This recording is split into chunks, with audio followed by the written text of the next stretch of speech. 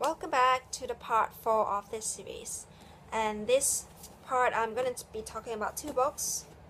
This is a book, and I'm going to talk about this one first because there's less to talk about. I don't know why I got this book. Let's say we bought a zoo. So basically this book is about this father who's called Benjamin.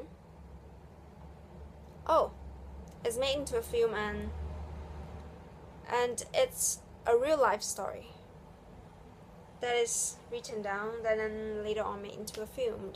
I never watched the film though.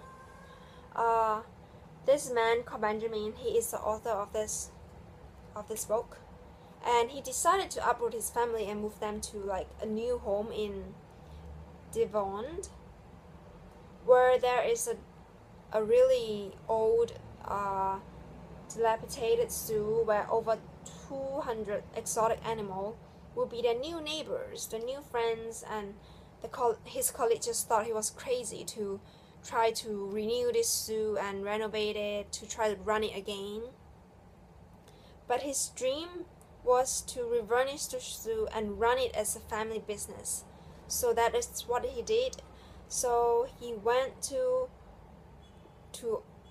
he went his way to like reopen the zoo as scheduled for spring, but there was so much work to be done, and none of it was easy for those novice zookeeper because he doesn't have a lot of money. He couldn't hire people who are really experienced, so he has to go through all the troubles of like trying to run the zoo and trying to keep up with things, make it in time for the big opening.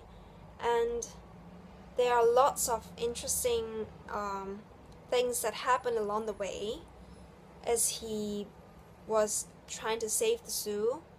So that is basically what this book is about, and it's the ending was a happy ending because he succeeded in reopening the zoo, and the tragedy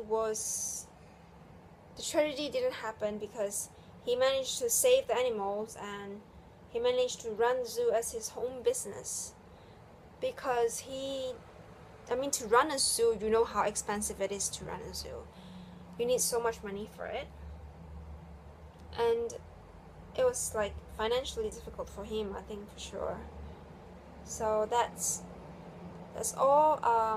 I wasn't particularly interested in this book though, because I'm not very much into a zoo animal person and how you would run a zoo. But if you like excitement, you like animals, not exactly like you like animals, but if you like exciting stories, like adventurous one, then probably this book is for you. So, and then the next one, this is a really good one. Let's say Before I Fall. It's by Lauren Oliver. It does not happen in real life. This is not a biography of somebody. But let me just start off by saying, what if you only have one day to live? What would you do? Who would you kiss? And how far would you go to save your own life? So Samantha is the main character of this book. She has everything in her life: popularity, appearance, the perfect boyfriend. But February 12th was the day that she died, and she never knew, she never expected that day to be her last day, because she died in a car accident after a party, I think. Like, they were having so much fun in the car, and then her boyfriend was driving the car, and suddenly a flash of light come in front of them. They clash into another car, and before she know it, she is dead.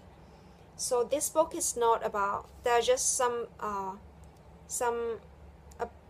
small part of the story in front talking about how it happened, but afterwards is about she waking up the next morning as though everything is normal, and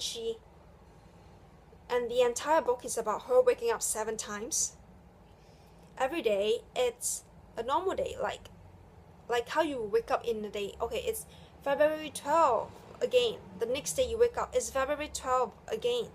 But it's like throughout this miraculous week, because 7 days a week. So she untangled the mystery surrounding her death and discovered the true value of everything she's in danger of losing.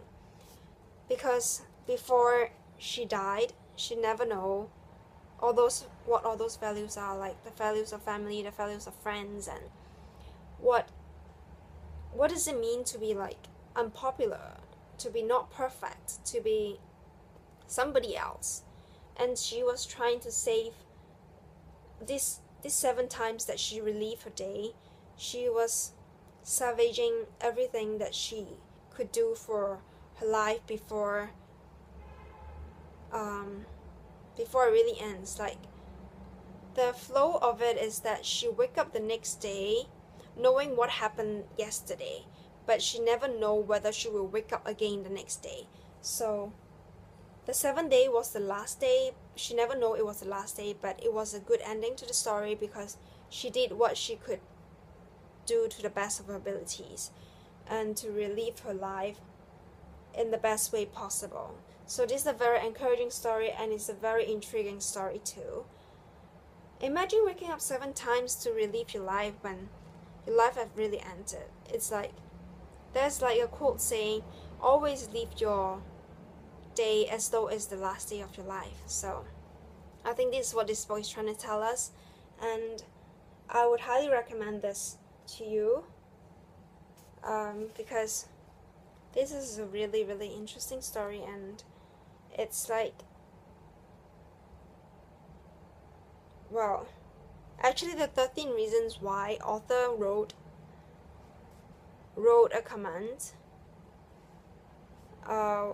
which is the book I just mentioned to you in an earlier video. You have no choice but to tear through this book. This is a very interesting book. You will just read through it and you will get what I mean. So, thank you.